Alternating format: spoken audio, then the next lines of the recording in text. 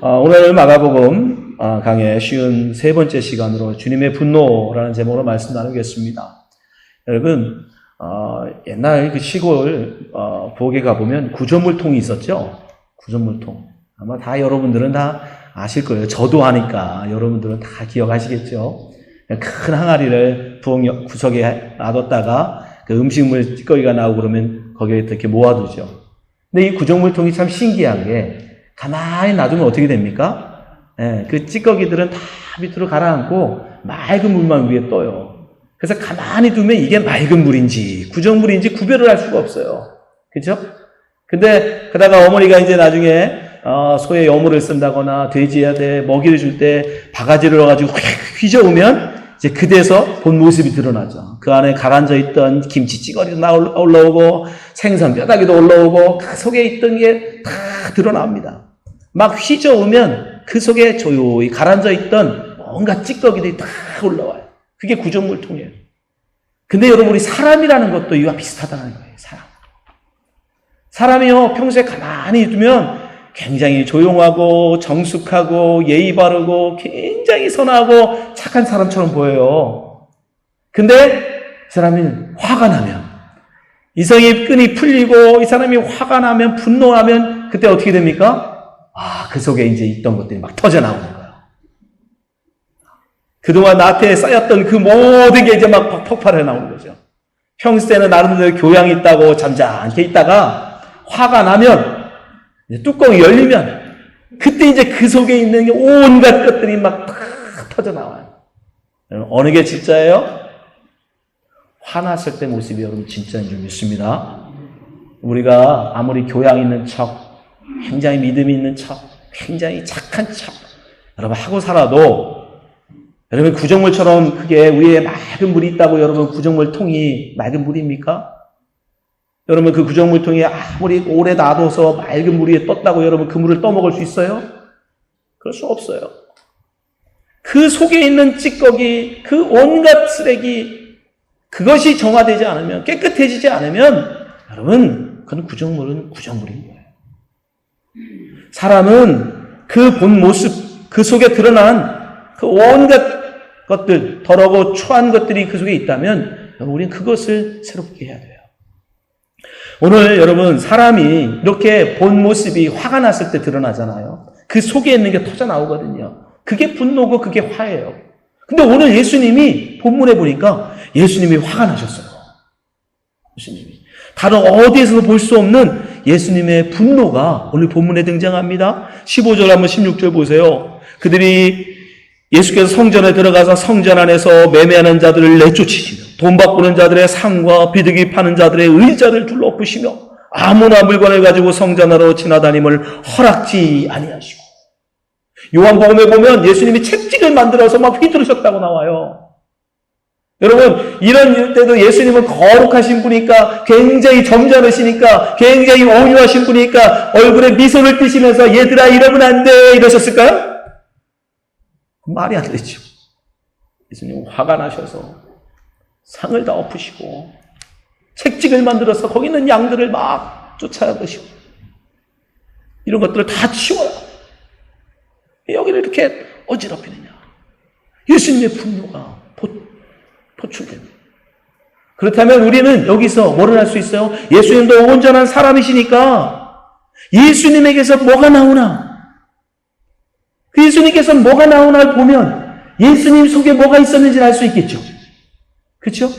우리가 화가 났을 때 우리의 진짜가 나오잖아요. 우리 속에 있는 게 터져 나오잖아요. 그럼 예수님 역시 똑같죠. 예수님도 사람이시니까 예수님도 분노하셨을 때, 화가 나셨을 때, 그 분노를 표출하실 때 그분에게서 뭐가 나오나를 보면 그분이 평소에 점잖아 보이시고 거룩해 보이시고 선해 보이셔도 그 속에 뭐가 있는지를 우리가 알 수 있습니다. 여러분, 예수님이 분노하셨을 때 그 분노를 통해서 우리가 뭘 할 수 있느냐? 첫 번째, 그분은요, 그 와중에도 말씀이 나오더라는 거예요. 그 분노, 그 화가 나셔서 막 상을 엎으시고 거기 있는 사람들을 막 쫓아내시면서도 그 속에 뭐가 나오느냐? 하나님의 말씀이 나와요. 17절 말씀 보세요. 이에 가르쳐 이르시되 기록된 바 내 집은 만민이 기도하는 집이라 칭함을 받으려 하지 아니했느냐. 너희는 강도의 소굴을 만들었도다. 여러분, 이 말씀은요, 이사야서의 말씀과 예레미야 말씀을 인용하신 말씀이에요. 이사야서 56장 7절에 보면 이는 내 집의 만민이 기도하는 집이라 일컬음이 될 것입니다 라고 하는 말씀, 이 말씀을 인용하신 말씀이에요. 하나님의 나라가 임하는 그때가 되면 이제 예루살렘의 만민, 모든 all nation, 우리 온누리 이름 all nation, 모든 열방과 모든 민족이 하나님의 집으로 모여 그 앞에 예배하고 기도하는 예루살렘이 될 것이다 라고 하는 예언의 말씀. 이게 예루살렘인데, 이게 하나님의 성전인데 너희들은 지금 강도의 소굴을 만들었도다. 예레미야 7장 11절에 보면 내 이름을 일컫는 바 이 집이 너희 눈에는 도둑의 소굴로 보이느냐? 보라, 나 곧 내가 그것을 보았노라. 여호와의 말씀이니라. 예레미야 이 말씀을 이용해서 만민의 기도해야 될 이 집을 너희들이 지금 강도의 소굴을 만들었다. 그래서 하나님의 말씀을 선포하세요. 그 예수님은 분노 중에도 하나님의 말씀을 선포하셨다는 것, 하나님의 말씀이 나왔다는 건 예수님 안에 뭐밖에 없다? 다시 설명할까요? 말씀밖에 없는 거예요. 그분 안에는 하나님의 뜻만 있는 거예요. 하나님에 향한 마음, 하나님의 말씀만이 그 속에 있었기 때문에 분노 중에라도 그분은 하나님의 말씀이 터져나옵니다. 이뿐입니까? 예수님께서 40일 광야에 들어가셔서 굶주리셨어요. 예수님은요, 철저하게 여러분, 우리를 속이지 않으십니다. 그분은 우리와 똑같은 사람이세요. 예수님도 3일 굶으면 남의 것을 도적질하고 싶은 마음, 훔쳐서라도 먹고 싶은 마음, 여러분, 그게 예수님 마음에도 있어요. 근데 장장 40일을 금식하십니다. 40일. 근데 그때 40일 금식하셨을 때 여러분, 사탄 마귀가 와서 뭘로 유혹해요? 야, 너 돌을 똑땅이 만들어 먹어. 너 그럴 수 있잖아. 그럴 능력이 있잖아. 너를 위한 기적을 행하다라. 너를 위한 기적. 그게 이기심인 거예요, 여러분. 나를 위해서 하나님의 능력을 행하는 것. 그게 사탄이 꼬시는 거거든요. 그런데도 불구하고 그때 뭐예요? 말씀이 나와요. 기록되었으되 사람이 떡으로만 살 것이 아니요 하나님에서 나오는 말씀으로 살 것이니라. 그 중에도 여러분, 우리 같으면 3일 굶으면 니껴낼 게 어디 있어요? 그죠? 니껴낼 게 어디 있어요? 일주일 굶으면요 사람이 먹을 걸로 보여요. 일주일만 지나면 여러분 사람이 통닭으로 보인다니까요. 근데 예수님은 40일을 금식하셨는데도 불구하고 그 속에 뭐밖에 없으니까? 말씀밖에 없으니까. 말씀이 터져나옵니다. 여러분 속에는 뭐가 나옵니까? 여러분, 우리 속에는 뭐가 있어요? 우리가 예수를 믿고 새 사람이 된다는 건 무엇을 의미하느냐?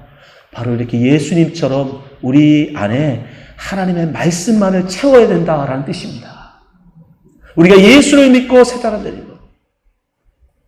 누구든지 그리스도 예수를 믿으면 그리스도 안에서 새 사람으로 거듭난다라고 말씀하시잖아요. 새로운 피조물로 창조된다고 말씀하시잖아요. 여러분, 그 새로 피조된 창조물 그 속에는 뭐가 있느냐? 하나님의 말씀이 있어야 되는 것입니다. 하나님의 말씀으로 충만해야 하는 것입니다. 그것이 하나님이 만들고자 하는 새 사람인 거예요. 예수를 믿는다고 하면서도 우리가 여전히 내 속에서 분노했을 때 다른 사람에 대한 미움과 증오와 비방과 다툼만 나온다면 여러분, 우리는 아직 거듭나지 못한 거예요. 새 사람 되지 못한 거예요. 우리는 하나님의 말씀으로 우리도 채워야 합니다. 그래서 시편 기자가 그렇게 얘기하는 거예요. 복 있는 사람은, 새롭게 거듭난 사람은 악인들의 꾀를 따르지 아니하며 죄인들의 길에 서지 아니하며 오만한 자들의 자리에 앉지 아니하고. 왜요? 이 모든 것들은 다 없어져 버렸거든요. 없애버렸어요. 옛날에 있던 그 찌꺼기들은 다 없어져 버리고 오직 여호와의 율법을 즐거워하여 그 율법으로 주야로 묵상하는 자로다. 아멘. 그래서 우리는 날마다 하나님의 말씀을 사모해야 하는 것입니다. 날마다 하나님의 말씀을 먹어야 하는 거예요. 하나님의 말씀으로 나를 채우지 아니하면 우리는 여전히 예수 믿기 전에 갖고 있던 그런 나의 오만과 나의 분노와 나의 악함 머릿속에서 터져나온단 말이에요. 아무리 겉을 깨끗해 하고 여러분이 아무리 얌전하게 맑은 물처럼 여러분이 보인다 할지라도 그 속에 가라앉아 있는 그 찌꺼기를 버리지 않는 한, 그 음식물 찌꺼기를 새롭게 하지 않는 한 우리는 결코 주님이 떠드실 만한 샘물을 드릴 수 없습니다. 오늘 이 말씀 듣는 모든 성도님들이 주님처럼 어떤 상황 속에서도 하나님의 말씀만 나오는 거룩한 하나님의 백성이 되시기 바랍니다. 내 속에 있는 그런 찌꺼기들을 하나님 버리세요. 새롭게 하세요. 예수님처럼 하나님 말씀으로 충만한 그런 사람이 될 때 하나님이 기뻐하시는 인생 될 줄 믿습니다. 두 번째, 주님의 분노를 통해서 우리는 뭘 할 수 있느냐? 주님의 관심사를 알 수 있어요. 여러분, 사람들이요, 언제 화를 내요? 자기가 되게 민감하게 생각하는 거, 그거 건들면 화내요. 그죠? 제가 전에는 그러지 않았는데요. 요즘은요, 제가 사람을 제일 먼저 보면 뭐부터 보이게 해요? 눈치 빠른 분은 알 텐데. 저는 다른 사람을 딱 보면 제일 먼저 뭐부터 보냐? 머리부터 쳐다봐요. 머리숱이 많은가, 적은가? 왜일까요? 제 머리가 빠지거든요. 제 머리가 빠지니까 제 관심이 거기에 있는 거예요. 그래서 사람은, 저 사람은, 나랑 나이가 똑같은데 머리가 많네? 저 사람은 나랑 비슷하다. 머리부터 쳐다봐요. 왜요? 나의 관심이 거기에 있거든. 그리고 누군가가 슬쩍 대머리에 대자만 꺼내도 어떻게 할까요? 기가 쫓듯하죠. 내 얘기하는 건가? 대머리에 대자만 나오는 것 같아도 그냥 우리가 언제 화를 내느냐? 그 사람의 제 관심사를 건드릴 때 화를 내는 거예요. 가난한, 돈 때문에 가난한 사람이 돈 얘기하면 화가 나잖아요. 그렇죠? 배고픈 사람한테 여러분 먹을 거 갖고 얘기하면 지금 다이어트 하려고 지금 굶고 있는데 자꾸 옆에서 살 얘기해봐요. 화가 나요, 안 나요? 나는 먹어도 살이 안 쪄. 이러면 화가 나요, 안 나요? 나는 지금 몇 끼를 굶고 있는데 물만 먹어도 살이 찌는데 여러분 풀 먹어도 살 찝니다. 소 보세요, 소. 소는 풀만 먹어요. 그래서 살이 찌잖아요. 그러니까 많이 먹으면 찌는 거예요. 풀만 먹는다고 살 안 찌는 게 아니에요. 그러니까 자기의 관심에 따라서 사람은 그거에 문제가 되면 그게 내가 생각하는 거가 다르고 나를 지적하는 것 같고 이러면 사람이 화가 나요. 그럼 예수님께서 지금 뭐에 대해서 화를 내고 계신 겁니까? 뭐에 대해서? 우리 다시 한번 말씀 보세요. 17절. 이에 가르쳐 이르시되 기록된 바 내 집은 만민이 기도하는 집이라 칭함을 받으려 하지 아니하였느냐? 너희는 강도의 소굴을 만들었도다. 하나님의 성전은 원래 만민이 기도하는 집이어야 되는데 너희들이 지금 뭘 만들었다? 강도의 소굴을 만들었다. 하나님의 성전을 예배하는 것, 기도하는 것이 되어야 되는데 그것을 이들이 강도의 수로를 만드는 것에 지금 주님은 분노하시고 화내고 계신 거예요. 그럼 예수님의 어디에 관심이 있다는 거예요? 하나님 앞에 예배하는 거에 주님의 관심이 있다는 것입니다. 예배하는 거. 주님의 관심이 온통 거기에 있는 거예요. 이들이 온전하게 예배하고 있는가? 하나님의 만민에 기도하는 집에서 이들이 온전히 기도하고 있는가? 거기에 마음이 있었던 거예요. 그래서 그게 이루어지지 않으니까, 그게 제대로 되지 않으니까 주님이 분노하십니다.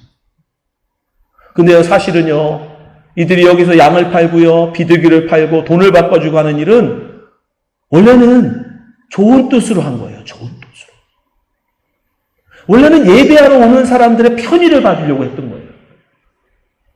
당시 예수님이 계실 때에 예루살렘이라고 하는 그 근처에 사는 유대인들은 그렇게 많지 않았어요. 기껏해야 한 10만 명에서 20만 명밖에 안 돼요. 근데 6월절이 되면 전 세계에 흩어져 있던 많은 유대인들이 6월절에 모여드는데 많게는 100만에서 최고 200만까지 모여요. 어마어마한 사람들이 모여드는 거예요. 근데 이 사람들이 어디서 오느냐? 그나마 가까운 데는 저 지금의 아프리카, 북아프리카, 리비아라든가 이런 데서 오고요. 또 멀리서는 저 터키를 넘어 그리스, 거기서부터 와요. 근데 원래 율법대로 하면 이 사람들은 올 때 그냥 오면 안 돼요. 재물을 가지고 와야 돼요. 근데 여러분 생각해 보세요. 그 먼 아프리카에서 내가 하나님 앞에 양을 드리겠다고 양을 끌고 와보세요. 사람이 어찌어찌 오겠지만 양은 어떻게 옵니까? 소가 어떻게 와요? 그 비둘기를 어떻게 들고 옵니까? 그래서 그 멀리서 오는 사람들은 힘드니까. 왜냐하면 또 아무 양이나 드리면 안 되잖아요. 흠없는 거 해야 돼요. 상처가 생기면 안 돼요. 다리를 삐거나 그러면 또 안 돼요. 그래서 순전한 재물, 그걸 미리 준비해 놓을 테니까 너희는 돈 가지고 와서 여기서 사. 그래서 드려. 그러면 되잖아. 그래서 원래는 좋은 뜻으로 시작한 거예요. 그렇게 좋은, 돈도 마찬가지예요. 돈 바꿔주는 거, 왜 돈 바꾸느냐? 그 사람들이 당시에 쓰던 로마의 돈은 세상 것이다 라고 해가지고 하나님의 것으로 이 세겔이라고 하는 그 성전에서만 쓰는 다른 동전이 있었어요. 그러니까 하나님 앞에 세를 바칠 때 11조를 드릴 때 세상 돈으로 하지 말고 하나님 성전에서 쓰는 돈으로 바꾸라는 거예요. 그래서 좋은 뜻으로 다 한 거예요. 근데 문제는 여기에 악함, 욕심이 들어가요.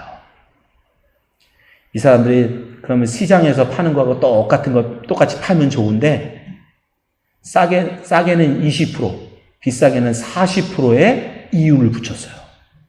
그러니까 시장에서 쌀 수 있는 거를 여기 가면 반값이 더 이상 주고 사야 돼요. 그 차액을 이들이 장사꾼들이 노린 거예요. 근데 그 장사꾼들만 노렸느냐? 그 남는 장사를 한다는 걸 알고 대제사장들이 여기에 커미션을 요구합니다. 너희들 여기서 파는데 대신에 수입의 몇 프로는 나한테 가져와. 그거 안 하면 못 팔게 하는 거예요.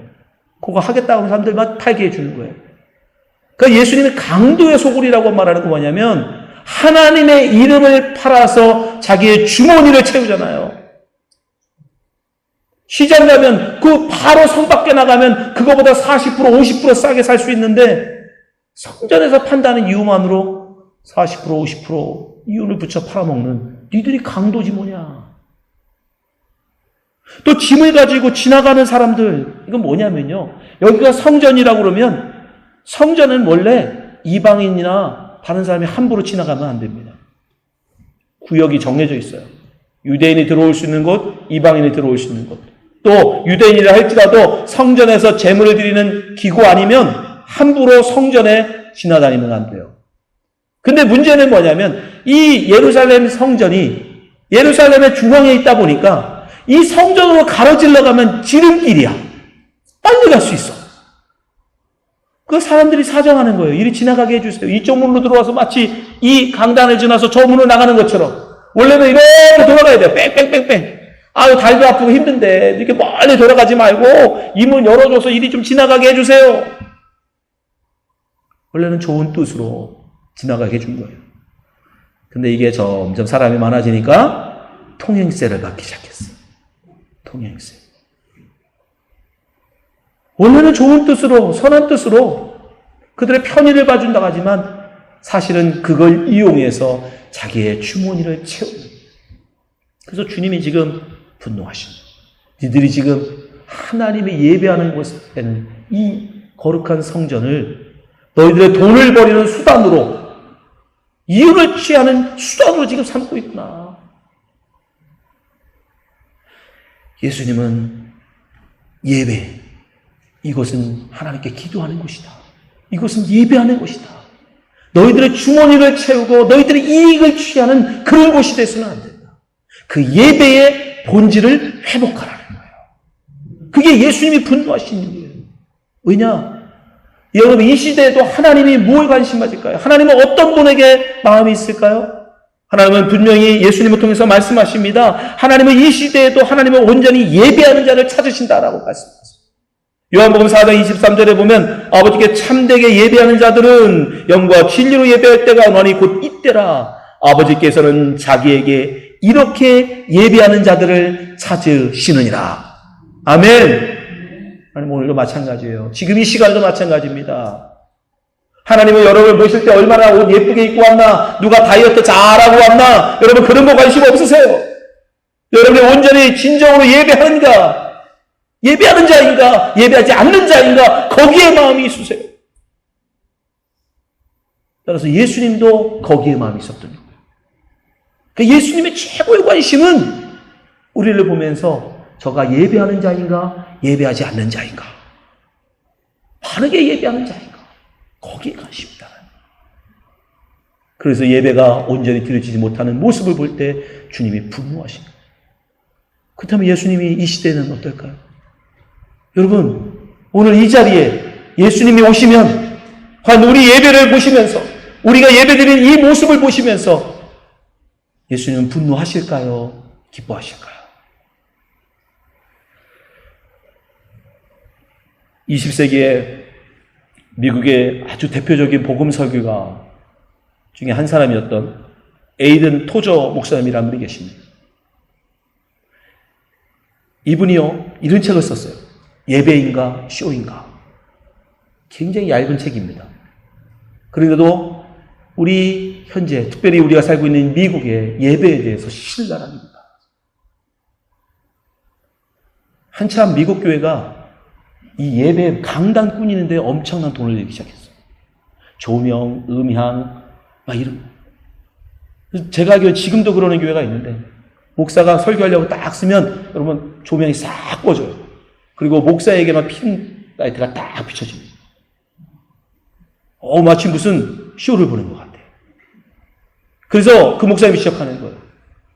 당신들은 지금 예배를 드리는 거냐, 한편에 쇼를 보고 있는 거냐.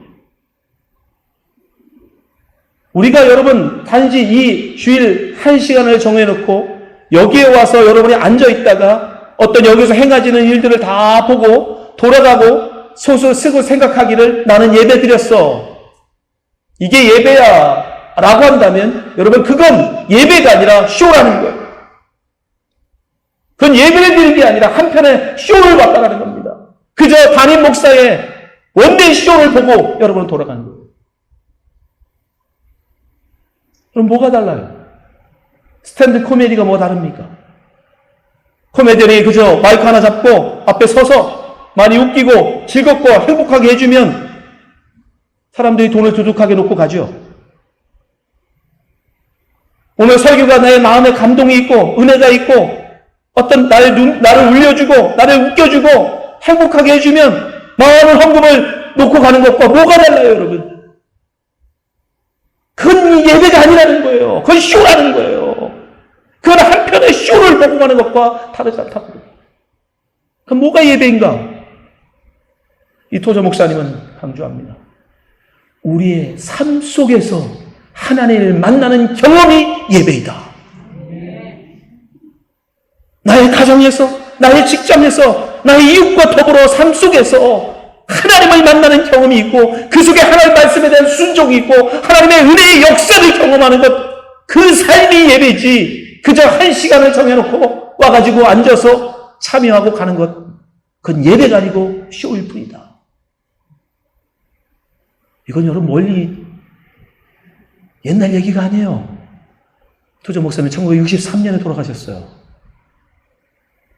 이 미국의 현실을 이야기하십니다.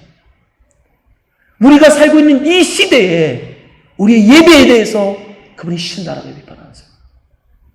하물며 여러분 예수님이라면, 예수님이 만약에 우리의 예배를 보신다면요, 예수님이 지금 이 자리에 우리의 예배를 보신다면 그 주님은 뭐라고 말씀하실까요? 여러분, 예수님은 예배를 잘못 드리는 것에 대해서는 분노하십니다.